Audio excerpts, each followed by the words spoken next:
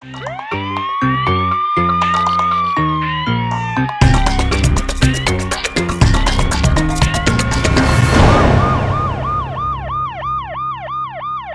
वालेकुम नाजरीन, प्रोग्राम जुर्म में नकाब के साथ मैं हूं कैसर खान। नाजरीन, आखिर कब तक हव्वा की बेटियों को गैरत के नाम पर जुल्म का निशाना बनाया जाता रहेगा? आखिर कब तक उन पर झूठे इल्जाम लगाकर उनको जान से मारा जाता रहेगा? हमारे मुआशरे में गैरत के नाम पर हव्वा की बेटियों को कत्ल करने के बढ़ते हुए वाकयात लम्हा फिक्रिया बनते जा रहे हैं। एक ऐसा ही वाकया पेश आया सरगोदा के इलाके चक नंबर 109 शुमाली में, जहां पर एक शोहर ने अपने भाइयों के साथ मिलकर मुबैना तौर पर गैरत के नाम पर अपनी बीवी को बड़ी बेरहमी से कत्ल कर दिया। आज के प्रोग्राम जुर्म नकाब में हम इसी जुल्म और जुर्म को बेनकाब करेंगे। इस वक्त जी हमारे साथ मौजूद है सरगोदा में हमारे नुमाइंदा जवार काज़मी, और उनसे हम बात करते हैं इस केस के हवाले से। जी जवार, बताइएगा। जी, ये सरगोदा में हमने एक स्टोरी ब्रेक की, 109 चक की ये स्टोरी थी कि पता लगा कि जब हमने ब्रेक की कि एक खातून है उसको दफनाया जा रहा है, मुबैना तौर पर उसका कत्ल किया गया है। खैर, जब ये स्टोरी पे हमने काम किया तो खुलकर जब बात सामने आई तो आबदा नामी खातून थी, 26-27 साल इसकी उम्र है, तकरीबन 7-8 साल से शादीशुदा थी, इसकी एक बच्ची है। तो पुलिस मौके पे पहुंची, पुलिस को खबर मिली। जब पुलिस ने उसके शौहर मदर को अपनी तहवील में लिया और इंटेरोगेट किया तो उसने इंकशाफ किया कि डंडों के वार किए गए थे इस पर, और उसी में से एक वार जो है कारी लगा उसको और सर पर चोट लगने की वजह से उसकी मौत हो गई। लेकिन उसके लवाहिकीन को ये बताया गया कि इसको ऐसा हुआ था, तिबी मौत है और आप आके इसकी तदफीन में शामिल हो जाएं। जब पुलिस भी वहाँ मौके पर पहुँच गई और आपदा के जो लवाहिकीन थे वो भी पहुँचे तो उन्होंने वहाँ देखा वाकई उस पर तशद्दुद था। अब पुलिस ने FIR का मुकदमा जो 302 का दर्ज किया और इस पर तफ्तीश शुरू कर दी। जब मज़र से तफ्तीश की गई तो मुबैना तौर पर मज़र का कहना यह है कि मैंने गैरत के नाम पर कत्ल किया। जब पुलिस ने इससे मज़ीद पूछा तो उसने बताया कि जो आपदा थी ये लोगों के घरों में काम करती थी और जो मज़र है मुबैना तौर पर निखट्टू है, किसी किस्म का काम नहीं करता था। आपदा ही इनके घर का खर्चा चलाती थी और खर्चे पे ही इसकी सास और इसका आपस में जो सा है तल्ख जुमलों का तबादला रहता था, घर में झगड़ा रहता था।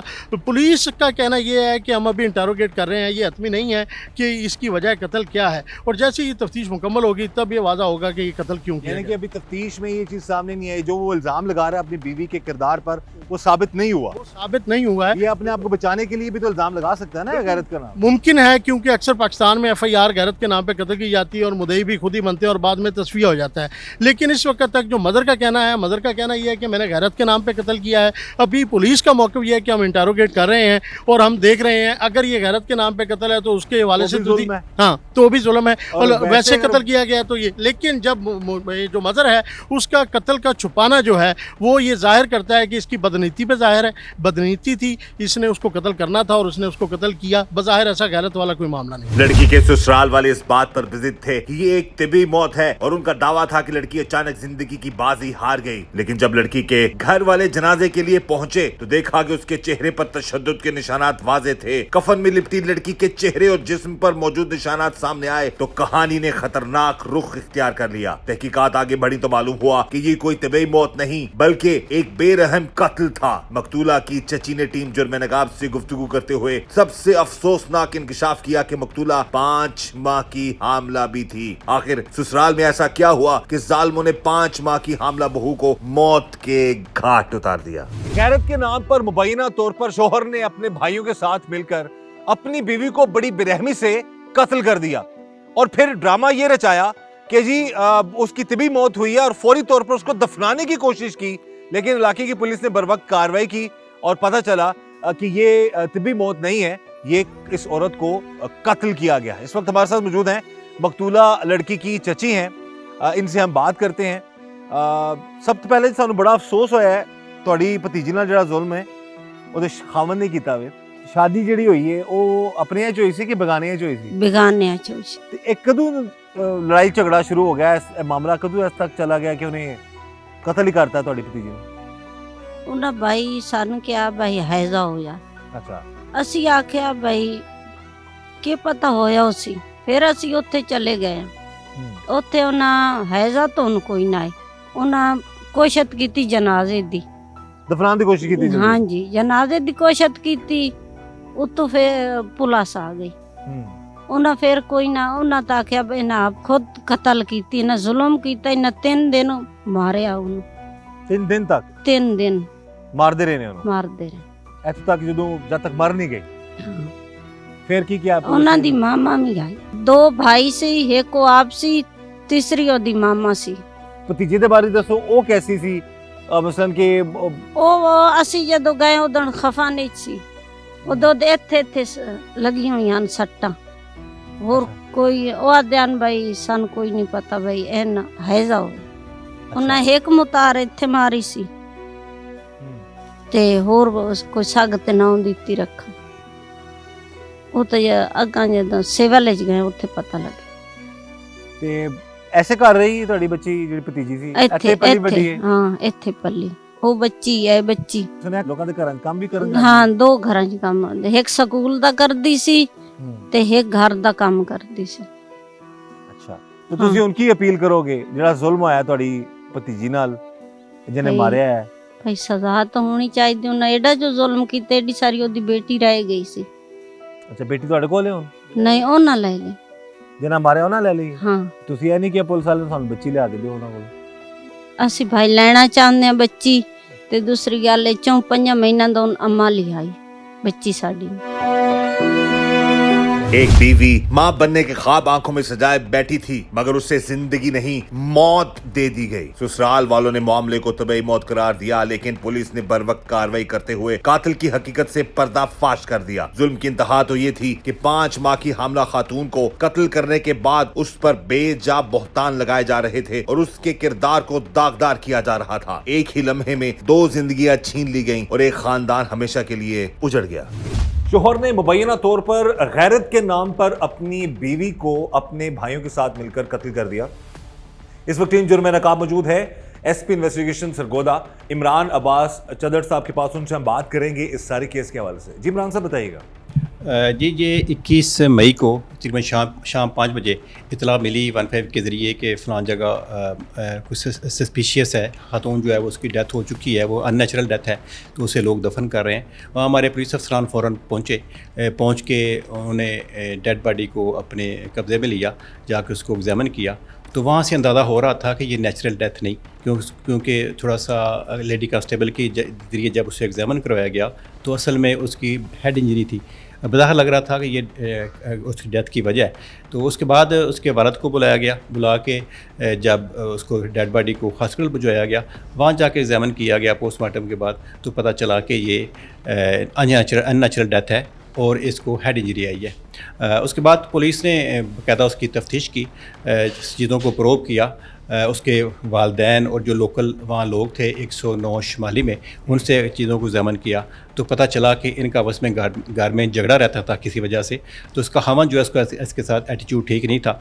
ये जो आबदा 26 साल की खातून थी, एक बेटी थी उसकी, वो खुद लोगों के घरों में काम करके बाकी फैमिली को फाइनेंशियली भी असिस्ट कर रही थी। शोहर कोई मदद नहीं करता? शोहर जो है वो मजदूरी करता था, लेकिन वो इतने इस अहलियत में नहीं था वो घर का ख़र्चा चला सकता और इसको फैसिलिटेट कर सकता। यह खातून बेचारी ख़ुद काम भी करती, तो उसको इसकी इस मज़र जो मुलज़म है, जो हस्बैंड है इसका, उसको और उसकी वालदा को इसके हवाले से इसके किरदार पे शक था कि शायद इसके कहीं अफेयर है। तो वो ये इस तरह के इल्ज़ाम उस पर लगते थे। उसी दिन इस तरह की आपस में इनकी बहस हुई। बहस के बाद किसी वेपन, किसी डंडे से, इस तरह की किसी चीज़ से उसने मज़र ने इसके सर पे वो डंडा मारा, जिसकी वजह से उसकी बीवी सर पे, जिसके बाद उसकी डेथ हो गई। उसके बाद वो जो दफनाने की कोशिश कर रहे थे, हमें पुलिस को पता चल गया। पुलिस ने बर वक्त कार्रवाई की, FIR दर्ज की, FIR दर्ज करके बाकी जो लीगल फॉर्मेलिटीज़ थी वो पूरी की। मुलजमान जो है मज़र और उसके 2 भाई हैं गुलाब और अनैत, उनको भी साथ गिरफ़्तार कर लिया गया है। असल मर्डर में तो उसका खामद मज़र ही इन्वॉल्व है, लेकिन गुलाब और अनैत जो हैं उन्होंने उसके खामद के इस जुर्म को छुपाने की कोशिश की। उस पर उसको उनकी ख्वाहिश थी ये कि किसी को पता ना चले और ख़ातून को दफन कर दिया जाए।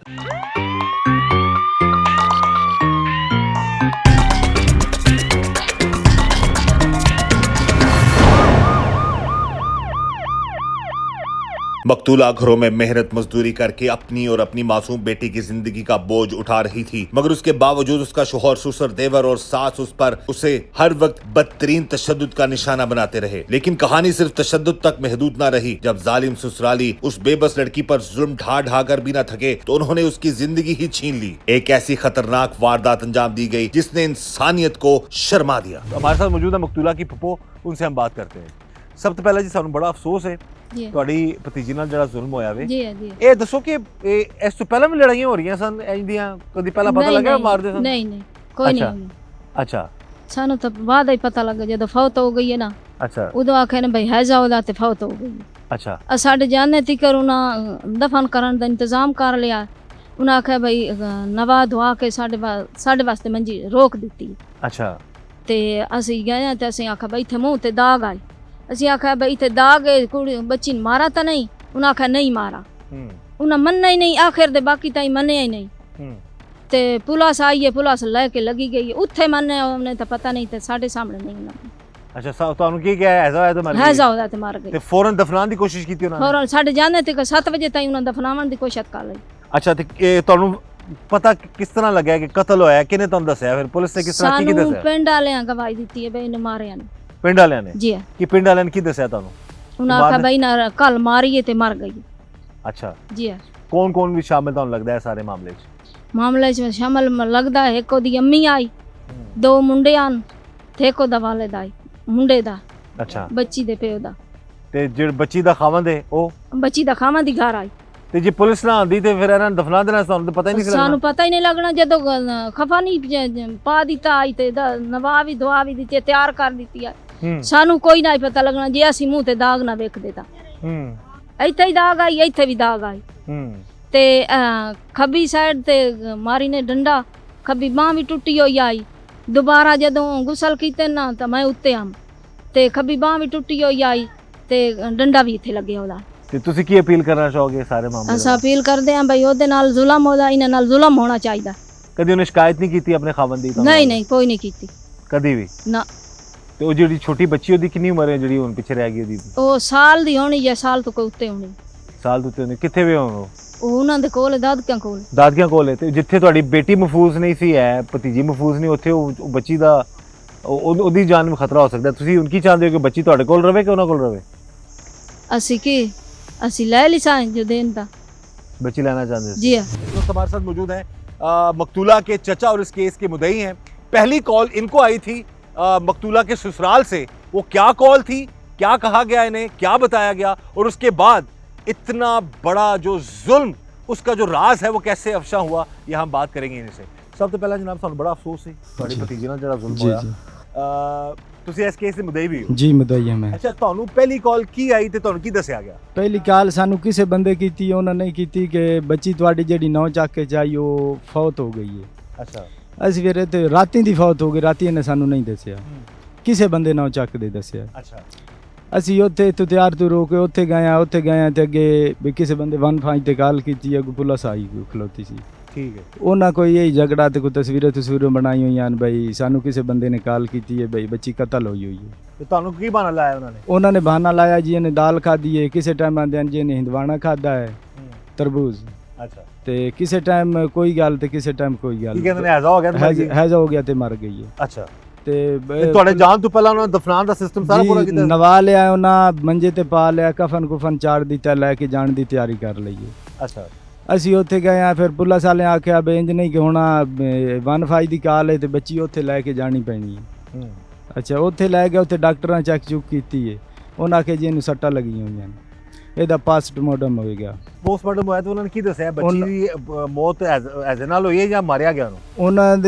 ਉਹਨਾਂ ਨੇ ਆਖਿਆ ਜੀ ਇਹਨੂੰ ਲੱਗੇ ਹੋਏ ਨੇ, ਸੱਟਾਂ ਲੱਗੀਆਂ ਹੋਈਆਂ ਨੇ। ਅੱਛਾ ਇੱਕ ਬਾਂਹ ਤੇ ਲੱਗੀ ਹੋਈ ਹੈ, ਇੱਥੇ ਲੱਗੀ ਹੋਈ ਸੀ, ਪਿੱਛੇ ਅੱਗੇ ਇੱਥੇ ਲੱਗੀ ਹੋਈ ਸੀ। ਰਿਪੋਰਟਾਂ ਮੇਰੇ ਕੋਲ ਨੇ। ਡੰਡਿਆਂ ਨਾਲ ਮਾਰਦੇ ਨੇ? ਡੰਡਿਆਂ ਨਾਲ 3 ਭਾਈ ਮਾਰਦੇ ਨੇ, ਮਜ਼ਰ, ਅਜ਼ਰ ਟੋਨੀ, ਮਜ਼ਰ ਤੇ ਗੁਲਾਬ, ਤੇ ਚੌਥੀ ਇਹਨਾਂ ਦੀ ਅੰਮੀ ਵੀ ਨਾਲ ਸੀ। ਫਿਰ ਉਹ ਡੰਡਿਆਂ ਨਾਲ ਮਾਰ ਕੇ ਇੱਥੋਂ ਤੱਕ ਕੀਤਾ ਨੇ ਕਤਲ ਹੀ ਕਰਤਾ? ਕਤਲ ਕਰ ਦਿੱਤਾ ਉਹਨੂੰ। ਅੱਛਾ ਫਿਰ ਉਹਨਾਂ ਨੂੰ ਫੜ ਲਿਆ, ਉਹਨੂੰ ਪੁਲਿਸ ਵਾਲਿਆਂ ਸਾਡੇ ਅੱਗੇ ਉਹਨੇ ਨਹੀਂ ਮੰਨਿਆ, ਉੱਥੇ ਫਿਰ ਉਹਨਾਂ ਆਖਿਆ ਵੀ ਅਸੀਂ ਆਪ ਮਾਰੀਏ। ਅੱਛਾ ਬਹਾਨਾ ਉਹਨਾਂ ਨੇ ਬਣਾ ਲਿਆ ਜੀ ਅਸੀਂ ਗੈਰਤ ਪਿੱਛੇ ਮਾਰੀਏ। ਜਿਹੜੇ ਬੰਦੇ ਦੇ ਘਰ ਤੇ ਸਕੂਲ ਦੇ ਵਿੱਚ ਉਹ ਕੰਮ ਕਰਦੀ ਏ, ਉਹ ਬੰਦਾ ਆਂਦਾ ਵੀ ਮੈਂ ਹਲਫ ਦੇਣਾ ਜੇ ਅਗਰ ਬੱਚੀ ਗਲਤ ਹੋਵੇ ਤੇ।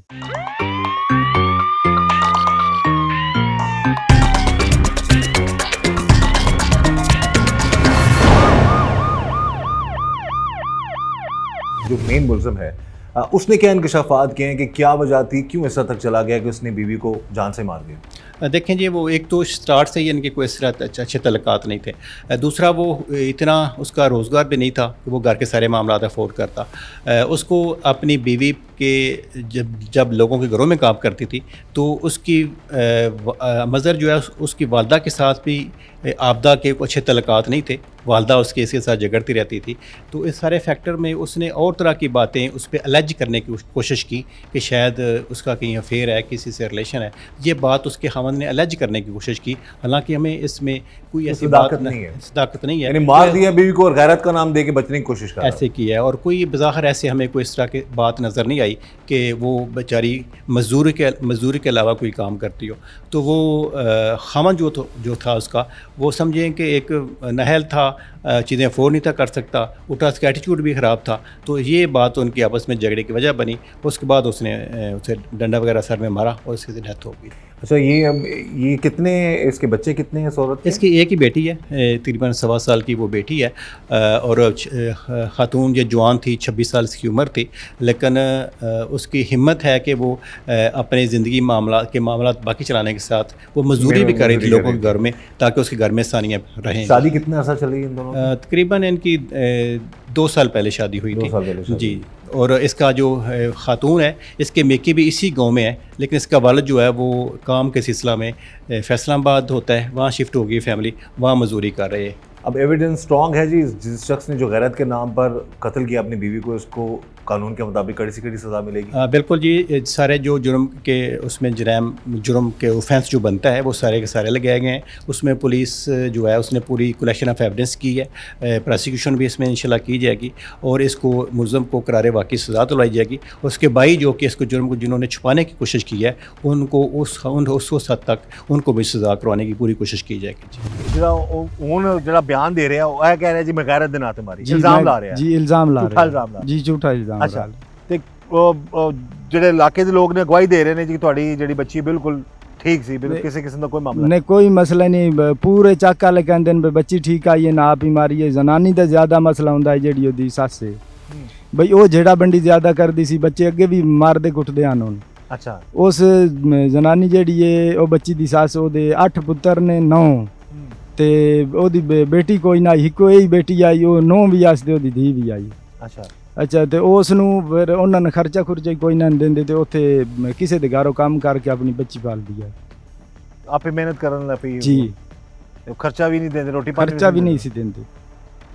ये जी वही मामला है जी, जब किसी पर जुल्म करो, उसको कत्ल कर दो और बाद में गैरत का इल्ज़ाम लगाकर अपने आप को बचाने की कोशिश करो। इस केस में भी ऐसा हुआ है कि पहले तो उस बच्ची पर जुल्म किया जाता रहा और उसको मारा जाता रहा, उसको भूखा पैसा रखा जाता रहा और उसके बाद फिर उसको तशद्दुद करके मुबैना तौर पर कत्ल कर दिया गया। तो कभी ਤੁਹਾਡੀ ਬੱਚੀ ਨੇ ਆ ਕੇ ਤੁਹਾਨੂੰ ਦੱਸਿਆ ਉਹਨੂੰ ਮਾਰਦੇ ਪਿੱਟਦੇ ਨੇ ਜਾਂ ਉਹਨੂੰ ਮਾਰਦੇ ਕੁੱਟਦੇ ਨੇ, ਉਹਦਾ ਖਿਆਲ ਨਹੀਂ ਰੱਖਦੇ? ਤੁਹਾਨੂੰ ਪਹਿਲੇ ਕਦੀ ਨਹੀਂ ਦੱਸਿਆ ਉਹਨੇ? ਜੀ, ਬੱਚੀ ਅੱਗੇ ਆਂਦੀ ਆਈ ਮਿਲਣ ਤੇ ਦੱਸਦੀ ਆਈ ਸਾਨੂੰ।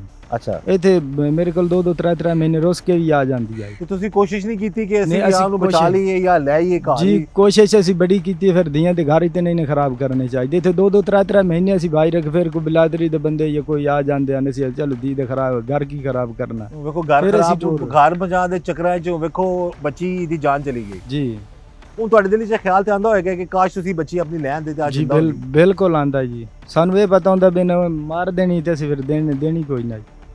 ਅਸੀਂ ਲਾਲਚ 'ਚ ਪੈ ਗਏ ਵੀ ਬੱਚੀ ਦਾ ਘਰ ਨਾ ਖਰਾਬ ਹੋਵੇ। ਤੇ ਵੇਖੋ ਪਿੱਛੇ ਕੀ ਰਹਿ ਗਿਆ? ਪਿੱਛੇ ਕੀ ਰਹਿ ਗਿਆ? ਸਭ ਕੁਝ ਖਤਮ ਹੋ ਗਿਆ ਜੀ ਬਿਲਕੁਲ। ਤੁਸੀਂ ਹੁਣ ਕੀ ਕਹੋਗੇ, ਅਪੀਲ ਕਰਨਾ ਚਾਹੋਗੇ ਅਫਸਰਾਂ ਨੂੰ? ਪੁਲਿਸ ਨੇ ਤੇ ਕਾਰਵਾਈ ਕੀਤੀ, ਪੁਲਿਸ ਨਾ ਹੁੰਦੀ ਤੇ ਸ਼ਾਇਦ ਤੁਹਾਨੂੰ ਪਤਾ ਵੀ ਨਾ ਲੱਗਦਾ। ਜੀ ਬਿਲਕੁਲ, ਪੁਲਿਸ ਨਾ ਆਂਦੀ ਤੇ ਸਾਨੂੰ ਪਤਾ ਹੀ ਕੋਈ ਨਹੀਂ। ਜਦੋਂ ਉਹਨੇ ਕਫਨ ਪਵਾ ਲਿਆ ਸੀ ਜਾਣਾ ਤੇ ਉਹਨੇ ਜਨਾਜ਼ਾ ਚੁੱਕ ਲੈਣਾ ਸੀ। ਉਹ ਪੁਲਿਸ ਆਣ ਦੀ ਵਜ੍ਹਾ ਤੋਂ ਫਿਰ ਉਹ ਥੋੜਾ ਜਿਹਾ ਜੀ, ਉਹ ਫਿਰ ਇਸ ਤੋਂ ਪਤਾ ਲੱਗ ਗਿਆ। ਤੇ ਤੁਸੀਂ ਹੁਣ ਕੀ ਅਪੀਲ ਕਰਨਾ ਚਾਹੋਗੇ ਜੀ? ਅਸੀਂ ਅਪੀਲ ਕਰਾਂਗੇ ਕਿ ਜੀ ਇਹਨੇ ਬਹੁਤ ਜ਼ੁਲਮ ਕੀਤਾ, ਇਹਨੇ ਡੰਡਿਆਂ ਨਾਲ ਕੁੱਟ-ਕੁੱਟ ਕੇ ਮਾਰਿਆ, ਇਹਨਾਂ ਨਾਲ ਜ਼ੁਲਮ ਹੋਣਾ ਚਾਹੀਦਾ। जुल्म की दास्तान रकम की गई है जी। एक 26 साल लड़की जिसकी शादी होती है एक ऐसे घराने में जहां पर उसे जुल्म और तशद्दुद का निशाना बनाया जाता है और उसको रोटी खाने के लिए और पीने तक जो पानी है वो भी मिलना जो है वो मुश्किल था। और आखिरकार ससुराल से खबर आती है लड़की के घर वालों को कि जी लड़की को हैज़ा हो गया जी, वो फोत हो गई है और अब हम उसको दफनाने लेके जा रहे हैं।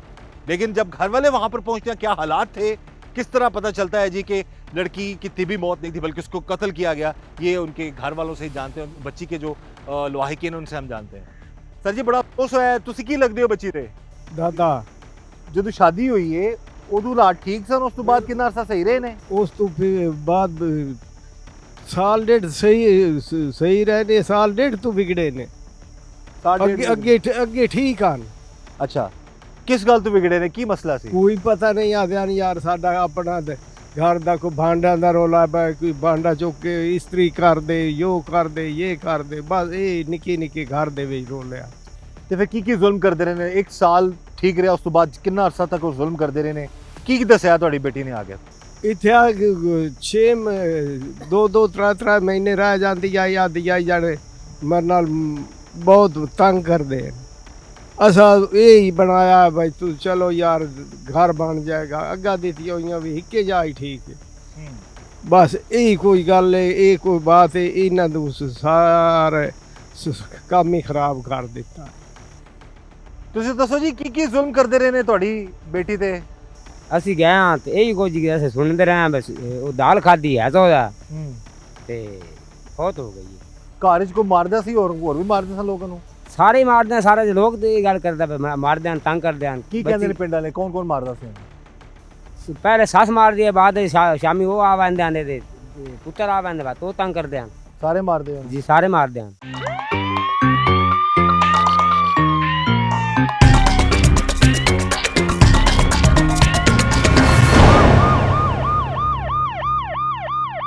ਘਰ ਕਿਉਂ ਨਹੀਂ ਲੈ ਕੇ ਆਏ? ਘਰ ਲੈ ਆਂਦੇ ਸ਼ਾਇਦ ਉਹਦੀ ਜਾਨ ਬਚ ਜਾਂਦੀ। ਅਸੀਂ ਜੈਸੂ ਨੇ ਲਿਆ ਬੱਚੀ ਦਾ ਘਰ ਜਿਹੜਾ ਨਾ ਉਹ ਨਾ ਖਰਾਬ ਹੋਵੇ।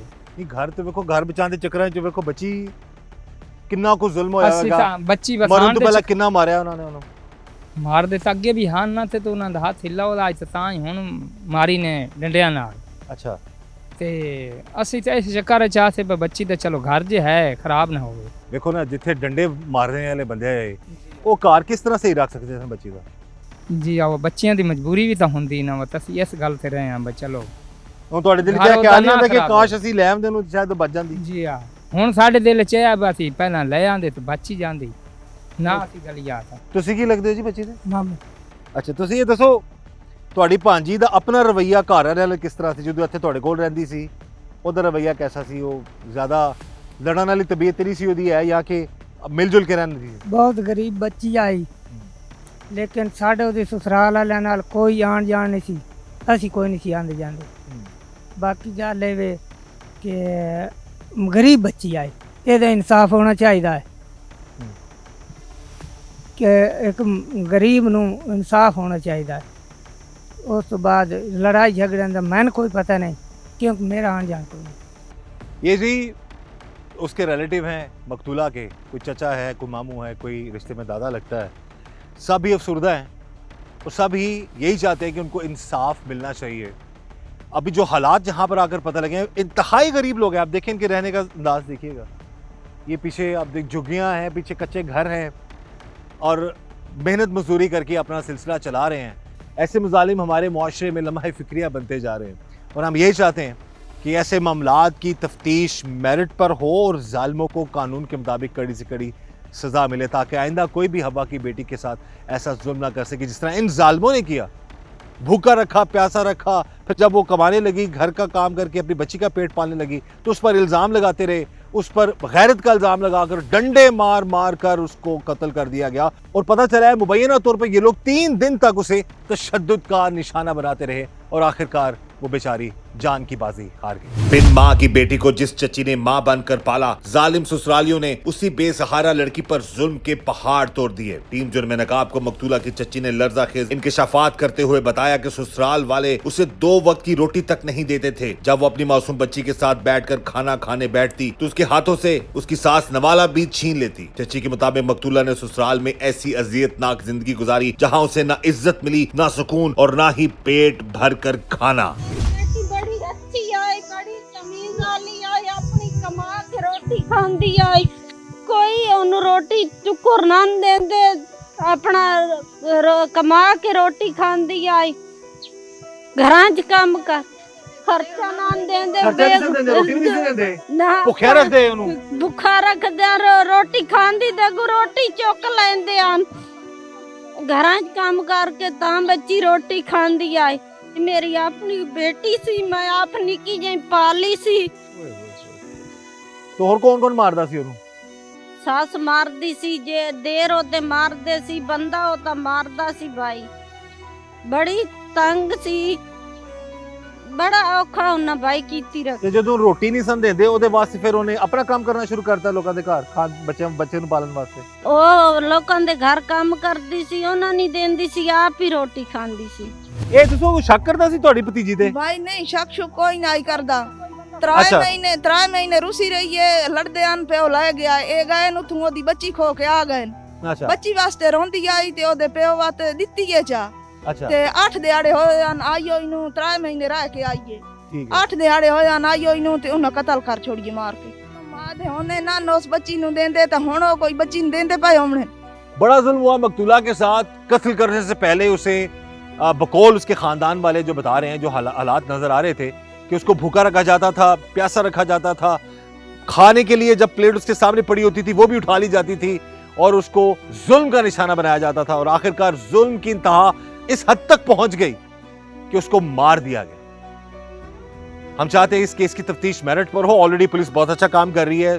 सुरगोदा पुलिस ने बर वक्त कार्रवाई की। अगर पुलिस ना होती तो शायद आज इस कत्ल का भी ना पता चलता। तो हम यही चाहते हैं इस केस की तफ्तीश मेरिट पर हो और जो जुल्म किया गया है उस गरीब पर, क्यों गरीब खानदान है, सब गरीब लोग हैं, मस्कीन लोग, आप देख सकते हैं बेचारे अब 2 वक्त की रोटी के लिए भी ये जो है अपने मामलात को देख रहे होते हैं, लेकिन ये चाहते हैं कि इनको इंसाफ मिले। उस बच्ची के साथ जो जुल्म हुआ है उस चीज़ का इंसाफ होना चाहिए और हम भी चाहते हैं कि इस केस की तफ्तीश मेरिट पर हो और मुक्तुला को इंसाफ मिले। इस दुआ के साथ कि अल्लाह ताला हम सब पर रहम करम और फजल फरमाए। अल्लाह हमें हर तरह और हर किसी की शर से बचाए। मुझे इजाज़त दीजिएगा। अल्लाह हाफिज़।